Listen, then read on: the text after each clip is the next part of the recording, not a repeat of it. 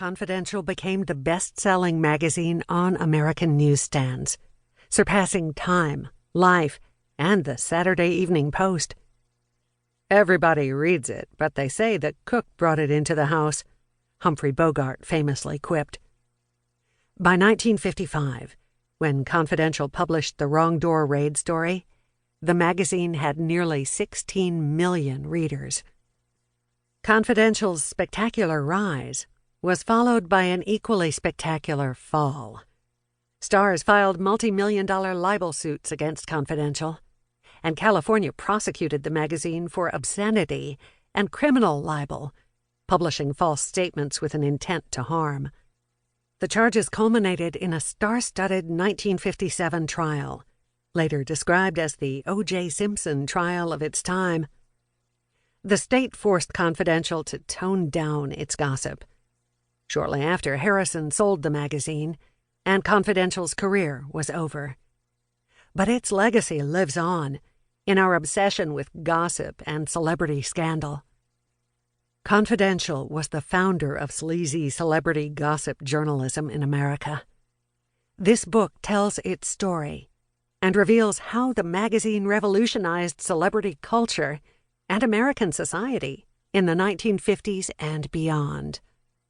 Confidential was the forerunner of People, the National Enquirer, and TMZ.com, and it was raunchier and more outrageous than all of them. With its wild red, yellow, and blue covers, screaming headlines, and tawdry stories, Confidential exploded the pristine, candy-coated image of movie stars that Hollywood and the press had sold to the public. It transformed America from a nation of innocents to a more sophisticated, worldly people, wise to the phony and constructed nature of celebrity. It shifted reporting on celebrities from an enterprise of concealment and make-believe to one that was more frank, bawdy, and true. The 1950s were an age of conformity and conservatism, the era of Mickey Mouse and Leave It to Beaver, of suburbia, anti-communism, and family values, and Confidential tore through all of that like a wrecking ball.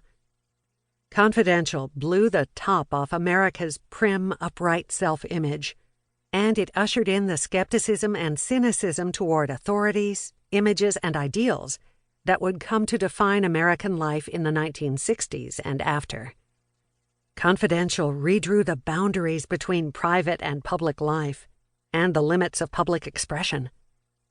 It marked the end of an era of hush-hush, of secrets, closets, and sexual taboos, and the beginning of our age of tell-all exposure. Confidential shattered America's complacency and exploded its innocence. In doing that, it lay the foundations of our own more jaded, weary times. Confidential magazine was the brainchild of Robert Harrison, one of the unsung media pioneers of the 20th century. The son of Russian Jewish immigrants, a ladies' man, and a slick nightclub playboy, Harrison started his career in the 1940s when he published the first pin-up magazines in the country. By the end of the decade, Harrison, renowned as the Cheesecake King, was publishing 6 different girly magazines.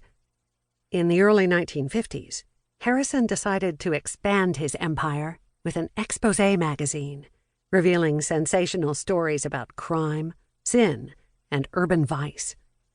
Promising to go behind the scenes and reveal facts that were stunning, hideous, naughty, taboo, torrid, daring, shocking, sinful, and 100% true, Confidential debuted in 1952.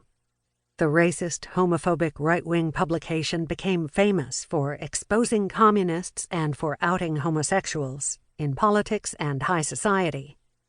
Playing to the public's worst fears and taboos, Confidential hit a nerve.